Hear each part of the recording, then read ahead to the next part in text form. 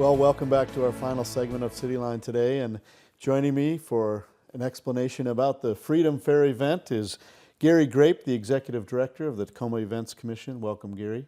Thank you, Jeff. Glad to be here. And Carol Lail, the Volunteer Coordinator and Operations Manager of the Tacoma Events Commission. Welcome, Morning. Carol. And Tony LaStella, the CEO and President of Tacoma Events Commission, and welcome, Tony. My pleasure. Now, let's start with Gary. And Gary, how long have you been involved with the Freedom Fair, and what would you like people to know about this annual festival? Well, my band used to play on the waterfront back in the 90s. Then when I retired from Pierce County in 2000, got kind of bored the first year, so I called my predecessor, Doug Miller, and said, hey, is there anything I can do to help?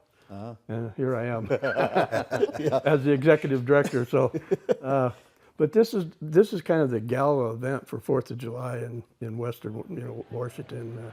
This is the biggest fireworks show in the state that I'm aware of. So, but it's an annual event, and it's such a pleasure to put on.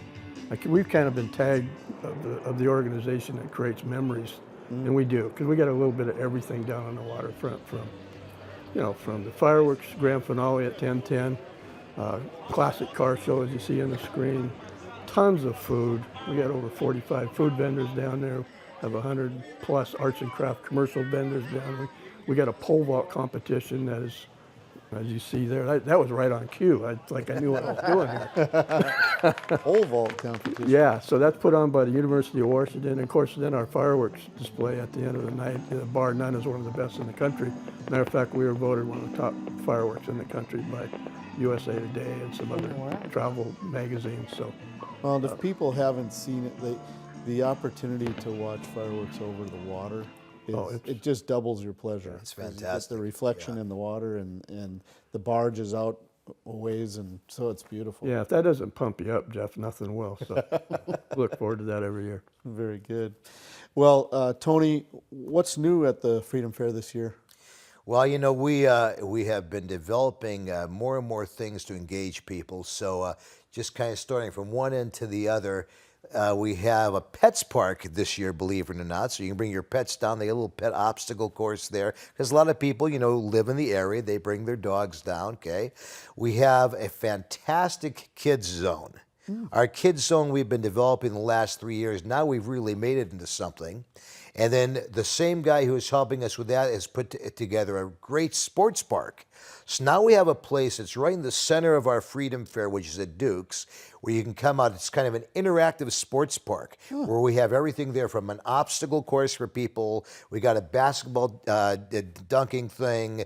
If you're really brave, you can ride the bull, okay? and stuff like that. Of course, we have the 2 beer gardens on either end of the Freedom Fair that are run by LaStella Foundation, and the proceeds, after our profits, help to go to for our nonprofit activities to support veteran charities. Okay, and let's see, what else do we have, Gary? That's new. I'm thinking that, did I hit everything? Yeah, I think we've added we used to have a blues stage down there, Oh, that's right. and we've added that this year down next to the Lobster Shop.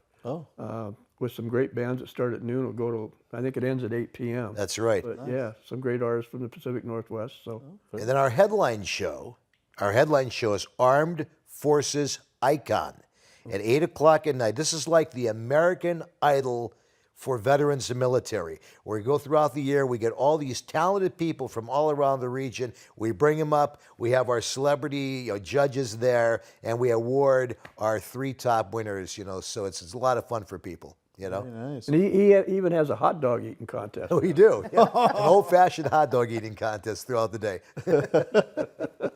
Oh, all right. Well, Carol, how do volunteers impact our community? Oh my gosh. Well, in the first place, without the volunteers, we wouldn't have Freedom Fair.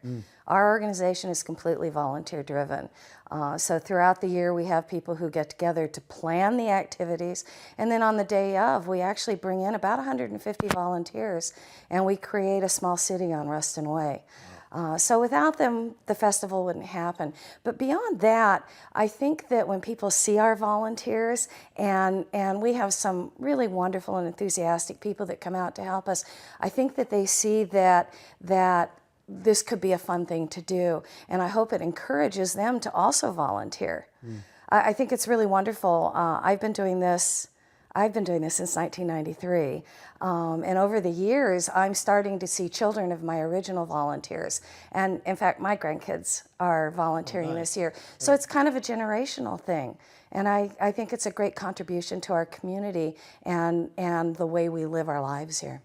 What kind of numbers of volunteers are we talking just for the Freedom Fair? Well, about 150 is what we need. Okay. And we're still getting people coming in, so that's a good thing.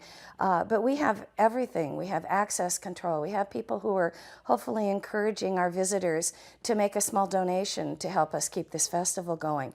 I have people who are doing transportation throughout the day to make sure that people who have difficulty walking that long 2-mile venue have a way to get back and forth on the venue. We have security. We have people cooking for the volunteers. So there are many different jobs that can be filled throughout the day. Sure. And there's some great volunteer incentives, by the way. So when people want to sign up, we got some great incentives, some great things that we give them. So Nice, nice. Now, if they do want to sign up, where do they sign up? Well, we would love for them to go to our website, which is www.freedomfair.com, and click on the volunteer link. There's an application there that will eventually download and make its way to me, and then I will get in touch with them and figure out what they want to do and when. Very good, very good. What is the bottom line when recruiting volunteers? Is there certain experience level that they have to have, or is it? No, Okay. we will take almost anybody who is willing to come and give generously of their time. And the bottom line is that we have fun. They all have important volunteer positions to fill, but if they're not having fun, I've done something wrong. Yeah, So that's my bottom line. sure. What do you want prospective volunteers to know about the Freedom Fair? Oh my gosh, there is no more beautiful place to spend the 4th of July. amen. This is just incredibly beautiful. It's such a nice place to come with your family and spend the day and take advantage of all the different activities, and then cap it off with, actually this year we've dedicated our fireworks display to the memory of Stan Naccarato, who was a very prominent member of our community and was an ardent supporter of Freedom Fair for many, many years. So Stan Naccarato Memorial Fireworks Extravaganza. Excellent. Yeah, Stan absolutely loved the fireworks. Yeah. Sure. He did. He did. Now, I know a lot of people are expected to come down to Freedom Fair. What's the best way, Gary, for them to get down to the waterfront? Well, I suggest to everybody, leave the drive-in to the buses. We've got a contract set up with First Student, and they'll be starting at down by the Tacoma Dome Station at 10 a.m., and they'll be starting up at TCC, Tacoma Community College parking lot at 10 a.m. as well. And we'll start running buses down from 10 a.m. till about 8 o'clock. And then after the fireworks is over, they'll pick everybody up and take them back. But those buses will be running all. I highly encourage everybody to take the bus. That'd be the way to go. That's the way I'd go. Very nice. We Let's- and actually. what- Go ahead. Sorry. We actually have an incentive for our shuttle riders Yes, this yeah, year. came up with that, yeah. We've got a raffle going on, so when they get their ticket to board the bus, when they get off the bus and come through the entrances, there'll be a box there where they can drop that ticket. We'll have a raffle. The top prize will be a Tacoma staycation, which will be an overnight at the Silver Cloud, and gift certificate for 2 for a dinner somewhere on Ruston Way. There'll be some other prizes too, but I think that's the most exciting one. So there's an incentive to take the bus. A big incentive also is the fact that you don't have to deal with all that traffic. Oh, I boy. mean, at the beginning of the day, trying to get in, trying to get out, you literally cut like an hour off of your commuting time on either end of that if you take the buses. And parking's free at those 2 locations for your car. So That's right. And parking's very limited on Ruston Way. So there is no guarantee that if they drive all the way down there and access the other end of the venue, which is down near Point Ruston, there's no guarantee that they'll find a parking spot once they get there. Sure, sure. Gary, how can people donate to Freedom Fair? well, we have several ways you can donate. Go on our website, freedomfair.com, and you make a donation that way. We have a thing running on Facebook right now, Freedom 500, that you can donate through that way. During the day of the 4th, if you're coming down, we ask for a donation at the entrances, which will be at McCarver, Alder, and down on Ferdinand. We've got some big barrels there. If they could drop a few bucks in there, because every dollar we make goes back to the presentation of this 4th of July event, which is quite pricey. I don't have time to sit here and tell you everything, how much it costs, but it costs a lot of money. So we always look for the support of the public to help us with a small donation. So. Yeah, and I think a thing that a lot of people don't probably recognize is while we get a lot of support from the city, and we get funding, we get a lot of infrastructure that they donate to it. We have a huge amount of money that we have to raise to put this event on every year.